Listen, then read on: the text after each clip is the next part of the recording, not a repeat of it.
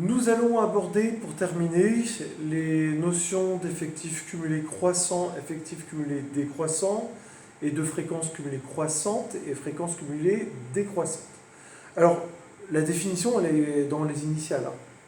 Donc, si je suis sur des effectifs cumulés croissants, ECC, effectifs, donc ça veut dire que je vais fonctionner avec les effectifs. Cumulés, ça veut dire que je vais cumuler soit en cumulant, en additionnant, soit en soustrayant, en débarrassant. Donc ici, c'est la dernière lettre qui va me signifier ce qu'il faut faire. Comme c'est croissant, c'est-à-dire qu'on va cumuler de plus en plus. Donc on va cumuler en additionnant. Donc, il faut imaginer comme si j'étais dans un bus. Je dois chercher plusieurs apprentis à différentes stations. Au départ, mon bus, il n'y a personne dedans. Il y a 0 personne. Et puis à chaque arrêt, il y a des personnes qui montent et ça cumule. J'additionne au fur et à mesure tout le monde qui rentre pour avoir l'effectif total à chaque fois. Ben là, c'est pareil. Je pars donc de 0 et je vais à chaque fois additionner mes effectifs au fur et à mesure que je les rencontre, au fur et à mesure de chaque ligne. Donc 0 plus 2, ça donne 2.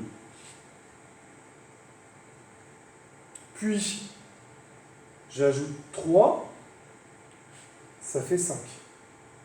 Puis, j'ajoute 10, ça fait 15. Puis, je rajoute 11 à 15, et ça fait 26. Si vous n'êtes pas trompé, normalement, votre dernière case que vous venez de calculer doit coïncider avec l'effectif total. Si c'est le cas, c'est gagné, vous n'êtes pas planté. Si ce n'est pas le cas, il faudra refaire un calcul. Alors, deuxième partie, effectif cumulé décroissant. Donc là, c'est l'exact opposé. On est parti de 0. Maintenant, on imagine le bus, il est plein. Donc on part de l'effectif total.